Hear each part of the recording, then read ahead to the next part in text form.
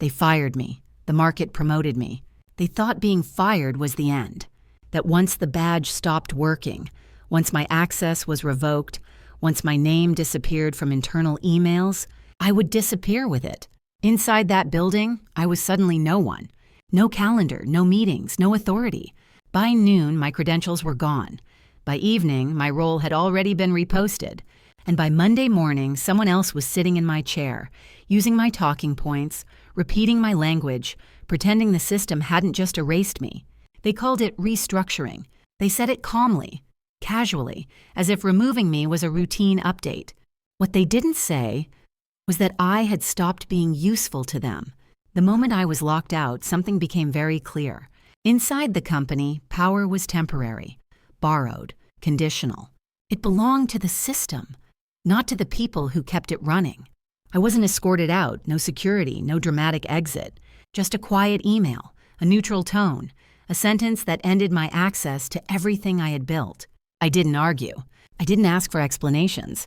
I closed my laptop and walked out without looking back. Because by then, I already knew something they didn't. They believed power lived inside the company, in titles, in conference rooms, in approval chains and internal votes. But power doesn't live where people think it does. It lives where decisions cannot be reversed. And the moment I stepped outside those glass walls, I stepped closer to it.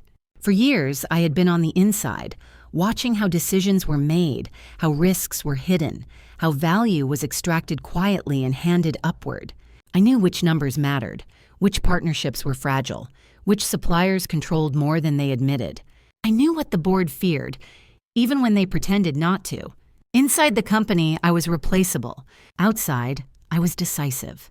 They thought removing me would silence me. What it actually did was remove their ability to control me. No compliance reviews, no internal politics, no one telling me what was appropriate. For the first time, every decision I made belonged entirely to me, and the market noticed. I didn't announce anything. I didn't threaten anyone. I didn't return their calls. I let them believe I was gone. Because when people think you've lost power, they stop watching you. And that's when the real leverage begins to form. By the time they realized I hadn't disappeared, only changed position, it was already too late to undo what I had set in motion. Inside the company, I was replaceable. Outside, I was decisive. And the market was listening. Before they fired me, I believed I understood how power worked. I had spent years inside the system, long enough to learn its language, long enough to stop asking naive questions. Power, they said, came from position, from proximity to the board, from being in the room when decisions were made. That's what they wanted us to believe. Inside the company, power was carefully staged. Titles were handed out like proof of worth, access was framed as trust, and loyalty was measured by silence. You were powerful, as long as you were useful. Every morning, the same rituals. Calendar invites sent before sunrise, meetings stacked on top of meetings, urgency manufactured where none existed. People spoke in polished phrases, alignment, strategy, risk mitigation. But beneath the language, nothing moved without fear. Fear of being excluded, fear of being replaced, fear of becoming invisible. I watched executives argue fiercely in meetings, then fall silent when the right name entered the room. I watched strong opinions soften into consensus the moment a decision threatened someone higher up. Inside the system, authority was not about truth. It was about permission. I learned quickly which voices mattered. Not the loud ones, not the smartest ones.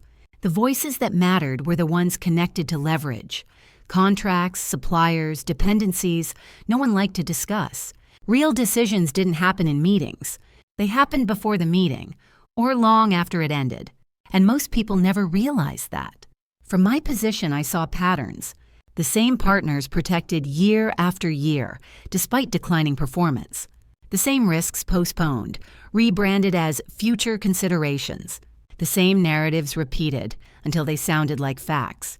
Inside the company, information didn't flow freely. It moved vertically, carefully, filtered. Truth didn't disappear, it was diluted. What surprised me wasn't the politics. It was how fragile everything was. One delayed shipment could stall production. One supplier dispute could ripple through earnings. One regulatory shift could expose years of quiet shortcuts. The system looked solid, but it relied on agreements that existed outside the building, and that was the part no one talked about. People assumed loyalty flowed upward, that if you stayed long enough, kept your head down, proved your value, the system would protect you.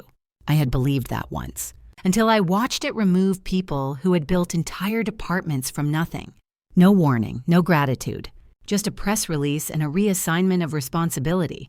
Inside the system, history didn't matter, only optics. By the time I reached my role, I understood the rules well enough to survive. I knew when to speak, when to stay quiet, when to let others take credit. But survival isn't power. It's permission to remain, and permission can be revoked. The day they removed my access, they didn't just fire me. They confirmed something I had suspected for years. Inside the company, no one truly owns anything. Not ideas, not influence, not even authority. You're only borrowing it until the system decides you're no longer worth the cost. What they never considered was how much of the system lived beyond their walls, how much influence existed outside internal hierarchies, how much power moved without asking for permission. Inside the company, I had followed rules. Outside, I was about to test what happened when those rules no longer applied. They didn't remove me in a meeting. They didn't ask for my version. They didn't frame it as a discussion. They sent an invitation titled Quick Sync. 15 minutes, no agenda. That's how I knew. The room was small, neutral, glass walls that made privacy feel performative. 2 people from leadership, 1 from legal. No one looked uncomfortable. They spoke first. They always do. They said my role was being reevaluated. They said the company was moving in a different direction. They said my contributions were appreciated. Then came the sentence that mattered.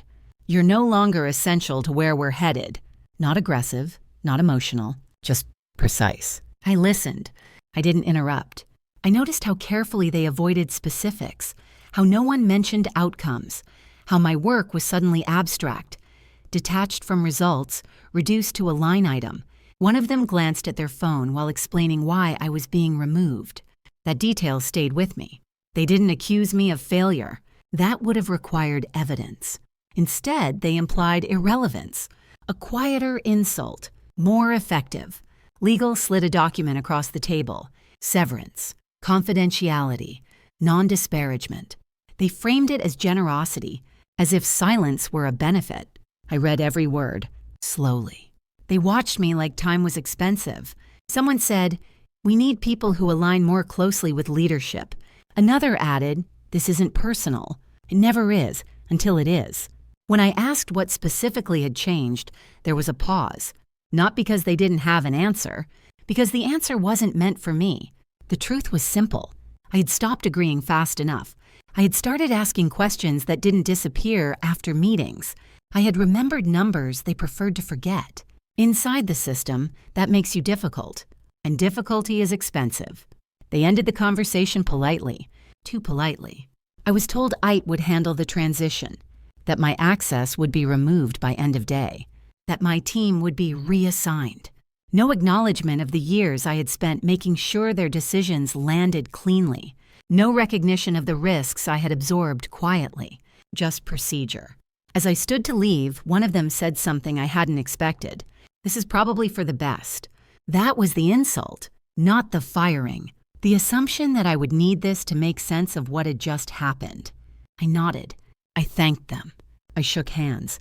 Because inside the system, composure is the last thing they can't take from you. By the time I reached my desk, my calendar was already empty. Meetings erased, invites canceled. People noticed. No one asked. Inside the company, curiosity is selective. I packed slowly. Not because I was emotional, because I was observant. I watched how people avoided eye contact, how managers suddenly became busy. I watched how quickly the system adjusted to my absence. That's when it became undeniable. Inside the company, no one is indispensable. They don't remove you because you failed. They remove you because they believe you can be replaced. At the elevator, my badge stopped working. A quiet beep. A red light. That was it. No announcement, no closure. Just confirmation. As the doors closed, I didn't feel angry. I felt clear. They had made a decision based on the rules of the system, and by doing so, they had removed the last reason for me to follow those rules. Inside the company, I had been managed, controlled, limited. Outside, I was about to become something else entirely. I didn't announce my exit. I didn't post updates. I didn't send messages to reassure anyone. Silence was not an accident. It was a decision. In the days after I left, I became very quiet. Not because I was unsure, but because I was listening. When you're no longer inside the system, people speak more freely around you. They assume you don't matter anymore. That assumption is useful. I watched from a distance. Emails I was no longer copied on still found their way to me, forwarded by people who didn't realize how carefully they were revealing patterns. Phone calls came in waves. Some cautious, some curious, some performative. I answered none of them. Silence creates imbalance. And imbalance makes people reveal their priorities. Inside the company, my absence was framed as stability. They told themselves the transition had been smooth, that my role had been absorbed, that nothing essential had changed. That's what systems do. They protect their own image first. I spent those days mapping, not reacting. I listed the names of partners who depended on timelines no one had questioned. I traced supply chains that existed only because no one had ever challenged them. I revisited conversations that had felt insignificant at the time, offhand comments, hesitations, moments when confidence had slipped. Inside the system, you're too busy performing to notice these things. Outside, they stand out. I didn't feel the urgency people expect after a firing. No panic, no rush to replace income with noise. Urgency is what the system trains into you, so you don't stop long enough to see alternatives. I had stopped. People confuse silence with weakness. They assume quiet means you've accepted defeat, that you're processing loss. They mistake stillness for hesitation. I let them, because silence is where leverage forms. Days passed. Then weeks. The company moved on or believed it had. Internally, meetings continued. Externally, confidence remained intact. But beneath the surface, small disruptions began to appear. Nothing dramatic, just enough to feel inconvenient. I noticed who reached out first. Not to offer help, but to ask questions. Subtle ones, careful ones. Questions that revealed concern without admitting fear. Those were the people watching the market, not the org chart. I still didn't respond. Not yet, because timing matters more than intention. And reacting too early gives the system something to organize against. During that silence, I recalibrated my relationship with power. Inside the company, power required approval. Outside, power required clarity. I wasn't looking to replace what I had lost. I was looking to reposition it. I thought about how easily access had been removed, how fragile authority had proven to be, and how little control I actually had while I believed I was in control. That realization wasn't bitter. It was instructive. Silence stripped away performance. No meetings to prepare for. No narratives to maintain. Just decisions, clean ones. By the time I was ready to speak again, I knew exactly who I was speaking to. And more importantly, who I wasn't. The system assumed I was waiting to be invited back, waiting for permission, waiting for relevance. That assumption would cost them. Because when silence ends, it doesn't announce itself.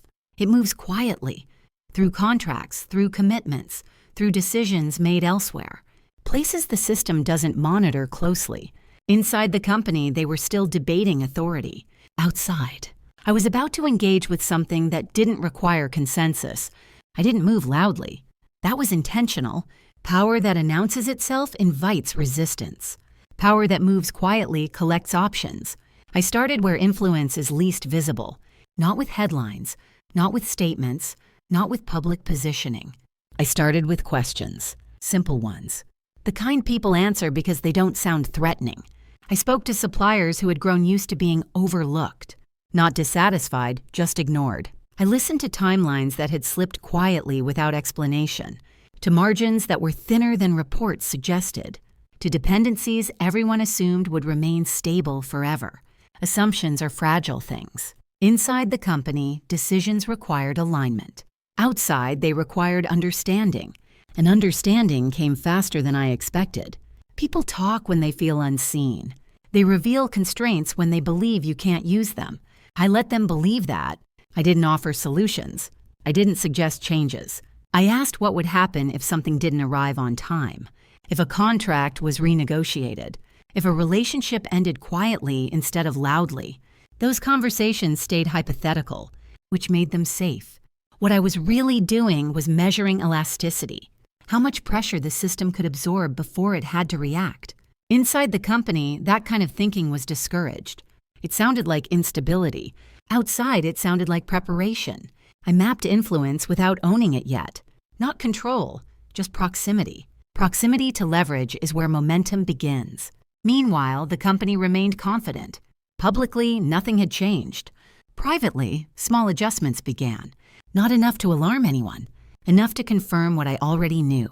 They were still operating as if the environment was fixed, as if the market was static, as if silence meant absence. It doesn't. Silence often means accumulation. I didn't rush. Time was working differently now. Inside the system, time belonged to schedules. Outside, time belonged to positioning. I could afford to wait because I wasn't reacting anymore. I was selecting. There's a difference. Reaction is emotional. Selection is strategic. As I moved quietly, patterns sharpened. I saw which partners mattered more than leadership admitted, which agreements were renewed automatically without scrutiny, which relationships existed only because no one had ever challenged them. Those are not strengths. They're exposures. I didn't need to confront anyone to know this. I just needed distance. Distance turns noise into signal.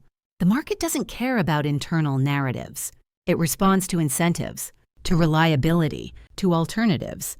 And alternatives were everywhere, if you stopped pretending otherwise.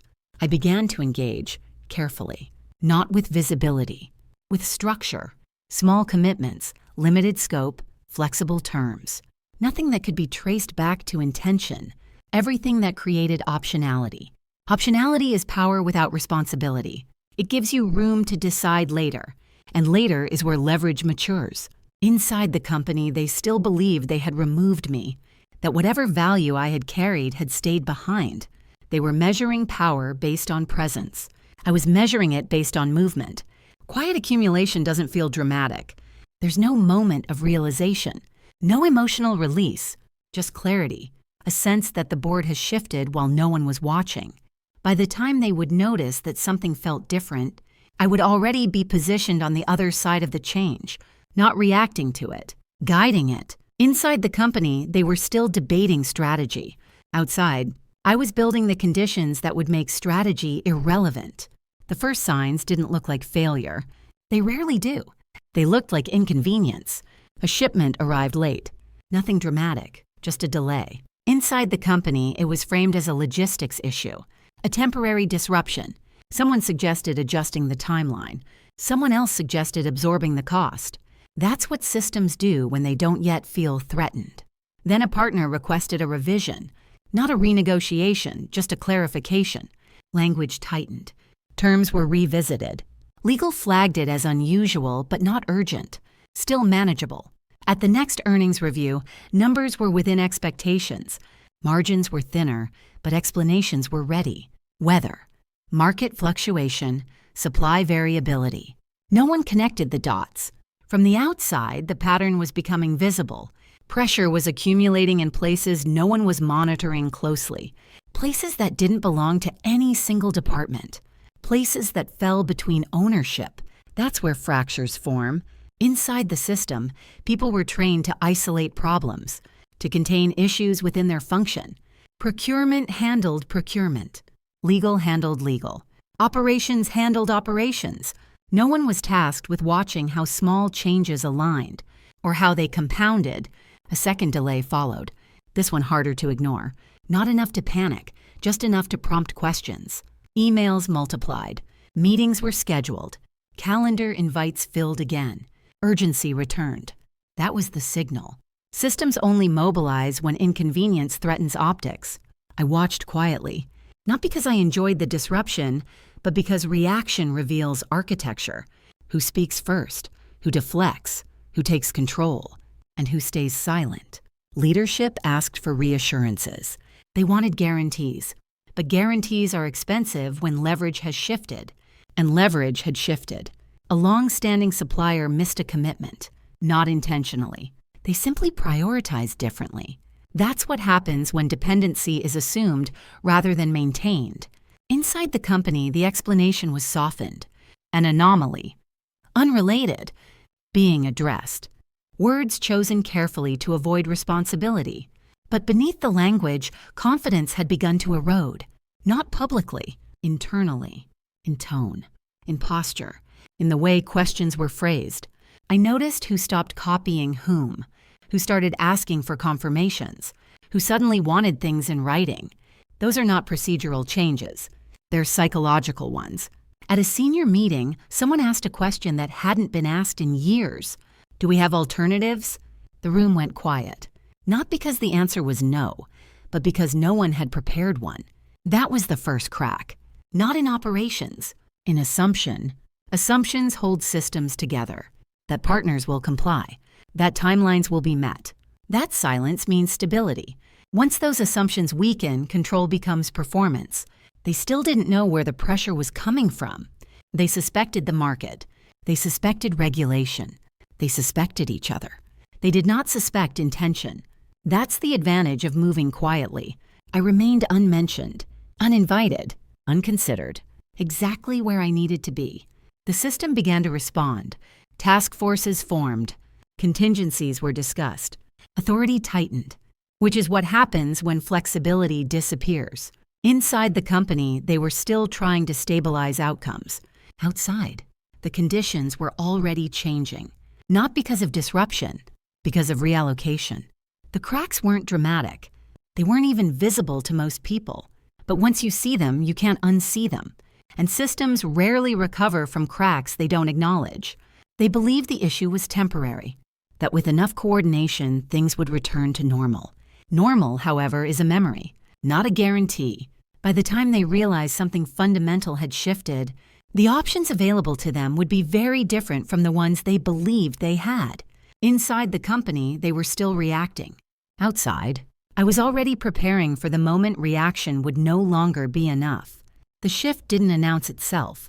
There was no headline, no emergency meeting, no single moment anyone could point to later and say, that's when everything changed. That's how real turning points work. They feel ordinary until you realize the ground has already moved. The company kept responding as if control could be restored. More oversight, more approvals, more internal alignment. They tightened the system without noticing the pressure was no longer inside it. The market had already adjusted. Quietly, partners began to hedge. Suppliers diversified. Commitments shortened. Not because they were dissatisfied, but because alternatives had become viable. That's all it takes. Inside the company, those changes were interpreted as noise, short-term behavior, external uncertainty, nothing structural, nothing intentional. That misunderstanding was decisive. I didn't force the turn. I allowed it. I didn't push outcomes. I positioned options. There's a moment, rare and easy to miss, when influence crosses a threshold. When people stop asking, should we? And start asking, can we afford not to? That moment doesn't require authority. It requires inevitability. I began to receive messages again. Not openly, not formally, careful check-ins, indirect questions, conversations framed as curiosity. How are you seeing things? What's your read on the environment? Questions people ask when they sense momentum but don't know where it's coming from. I answered selectively, not with explanations, with confirmations. Yes, things are shifting. Yes, flexibility matters now. Yes, some decisions will age poorly. No urgency, no pressure, just clarity. Inside the company, they were still discussing mitigation. Outside, people were already recalibrating, not reacting to problems, anticipating direction. That's the difference. Mitigation assumes stability will return. Recalibration accepts that it won't. One relationship changed everything, not a dramatic one. A quiet adjustment in terms, a revised priority, a commitment reallocated. It didn't break any contracts. It didn't violate any rules. It simply reflected a new reality. That single adjustment created pressure elsewhere, which required another adjustment, and then another, not because anyone coordinated it, but because incentives had realigned. Inside the system, they felt the shift before they understood it. Confusion surfaced. Not panic, yet. Questions multiplied. Why timelines no longer held? Why leverage felt weaker? Why reassurance sounded hollow? Someone finally said it out loud. This doesn't feel temporary. The room went quiet. By then, the turn had already happened. Not in structure, in belief. They had believed the system defined the market. They were beginning to realize the market had moved on without waiting for the system. I wasn't invited back. I wasn't acknowledged. I wasn't named. That wasn't necessary. Influence doesn't require recognition. It requires alignment. The decisions being made now no longer depended on internal consensus. They depended on external conditions, and external conditions don't answer to boards. Inside the company, they were still trying to regain control. Outside, control had become irrelevant. The system had reached the point where reaction was no longer enough, where containment was no longer possible, where the next decision would not be made internally. That's when power changes hands, not with confrontation, not with force, but with acceptance. They hadn't lost yet, but they were no longer leading. And once leadership slips, it rarely returns in the same form. Inside the company, they were still debating what to do next. Outside, the direction had already been set. They reached out quietly, not with an apology, not with urgency, with a meeting request. Neutral language, carefully worded, exploratory, informal, off the record. Those words appear when leverage has shifted, but no one wants to say it out loud. I didn't respond immediately. Not to create tension, but to let them sit with the decision. When people wait, they reconsider what they're asking for. The meeting was held in a space that used to feel familiar. Same glass walls, same polished table, different atmosphere, less certainty. They spoke first. They always do. They framed the conversation as alignment, as shared interest, as mutual understanding. They used phrases like unintended consequences and external pressure. No one mentioned responsibility. No one mentioned my removal. That omission was deliberate. I listened, not to the words, but to the structure beneath them, who deferred, who softened, who avoided eye contact. Those details matter more than what's said. They asked how I was seeing the situation, not because they wanted my opinion, because they wanted orientation. Systems ask questions when they've lost direction. I didn't argue. There was nothing to argue about. Arguments assume disagreement. This wasn't that. I spoke calmly, briefly. I acknowledged the complexity, the environment, the constraints. I didn't contradict them. I didn't correct them. I didn't explain anything they didn't already feel. I said one thing that changed the room. Decisions are already being made elsewhere. No accusation, no emphasis. Just a statement of fact. Silence followed. Not dramatic silence. Processing silence. The kind that settles slowly. Someone asked what that meant. I didn't answer directly. Direct answers create resistance. I said, alignment now depends on reliability, not hierarchy. That was enough. Inside the system, authority had always come first. Outside, authority followed execution. That reversal was uncomfortable. They suggested coordination, partnership, re-engagement, language that implies return. I didn't reject it. I didn't accept it. I let it sit. They asked what I wanted. That question revealed everything. Because when systems ask what you want, they've already conceded position. I didn't answer immediately. Not to appear strategic, but because the answer mattered. Not to them, to me. I'm not interested in restoring what existed, I said. Calmly. I'm interested in what functions now. No judgment, no resentment, just clarity. That's when the tone shifted, subtly. From assumption to negotiation. No voices were raised. No threats were made. None were necessary. They could feel the difference. They were responding now, not directing. The meeting ended politely, with next steps, with follow-ups, with the familiar language of control. But the control wasn't there anymore. As I left, I noticed something I hadn't expected. Relief, not on my face, on theirs. They didn't want conflict. They wanted certainty, and certainty had moved. I hadn't confronted anyone. I hadn't defended myself. I hadn't reclaimed a role. I had simply stood still while the system adjusted around me. Inside the company, they would say the conversation was constructive. They would frame it as progress. They would reassure themselves that engagement meant influence. Outside, the reality was simpler. The system had acknowledged that it was no longer the center. That's what confrontation looks like when power has already shifted. No argument, no victory, just recognition. And once recognition happens, there's no returning to before. The changes didn't arrive all at once. They never do. They unfolded gradually, through reports, through revised forecasts, through decisions that felt reasonable on their own. That's how consequences move when no one wants to name a cause. Inside the company, the language shifted first. Words like control and authority appeared less often. Words like flexibility, responsiveness, and external alignment took their place. It sounded adaptive. It was defensive. Leadership began to recalibrate expectations. Not publicly, internally. Deadlines softened, commitments narrowed, risk tolerance quietly adjusted downward. None of it dramatic enough to alarm stakeholders, enough to signal retreat. People noticed. Not immediately, but intuitively. Confidence doesn't disappear loudly. It thins. Teams that once waited for direction started seeking reassurance. Questions traveled sideways instead of upward. Meetings multiplied without producing decisions. That's what happens when authority hesitates. Externally, partners behave differently. Not confrontationally, selectively. They prioritized reliability over relationship. They shortened commitments. They diversified exposure. They didn't explain themselves. They didn't need to. The company still believed it was managing the situation, that with enough coordination, momentum could be restored. But momentum doesn't respond to meetings. It responds to trust, and trust had begun to redistribute. I watched as the system tried to regain coherence. Committees were formed, reviews commissioned, advisors consulted, each action rational on its own.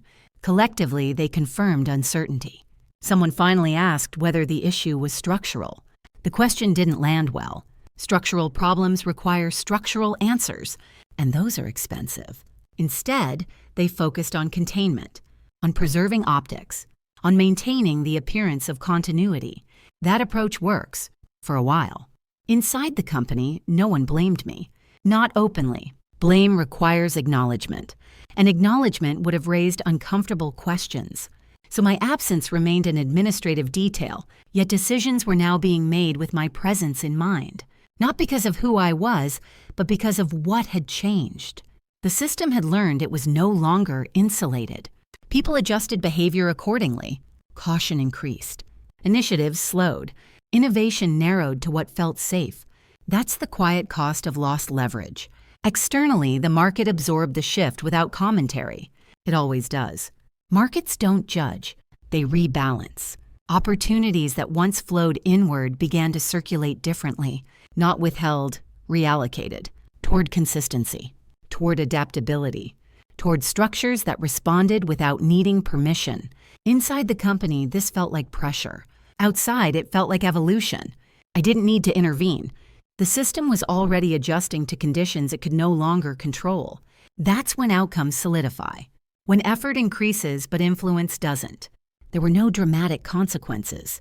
No public reckoning. No collapse. Just a gradual narrowing of options. A subtle loss of initiative. A realization, unspoken, that something essential had shifted. Inside the company, they would later describe this period as challenging, as transitional, as externally driven. Outside, the interpretation was simpler. The market had promoted adaptability and demoted assumption. By the time the system stabilized again, it was operating from a different position, more cautious, more reactive, less central. That's what aftermath looks like when power changes hands without announcement. No one celebrates. No one mourns. The landscape simply adjusts.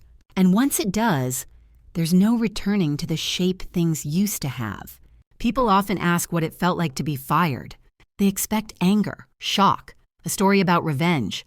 I never give them one, because that moment, the one they focus on, wasn't the turning point.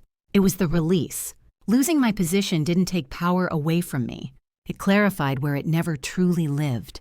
Inside the company, I had been visible, respected, consulted. But visibility is not control, and respect is not leverage. The system taught me that, not intentionally, but precisely.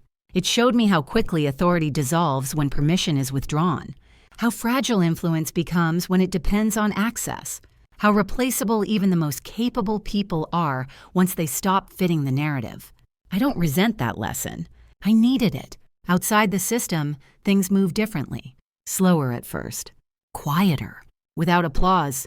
But each decision carried weight because it wasn't borrowed. It wasn't temporary. It didn't require approval.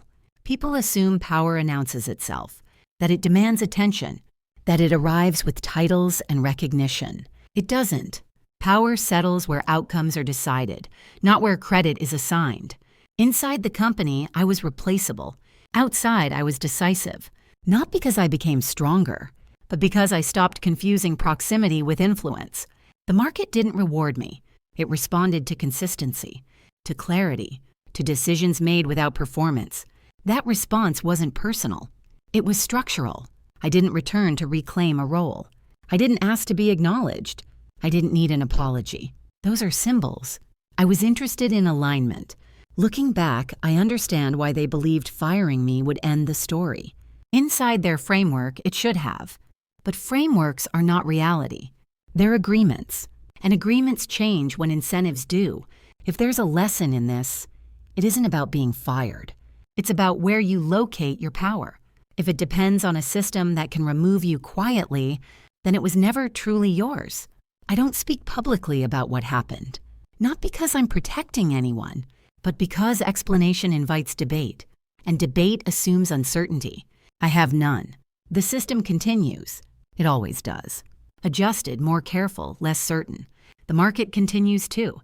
Unimpressed, unemotional, decisive. As for me, I didn't disappear. I didn't win. I repositioned. They fired me. The market promoted me. Not with a title, not with permission, but with something far more durable, autonomy. And once you understand where that truly comes from, you never mistake access for power again,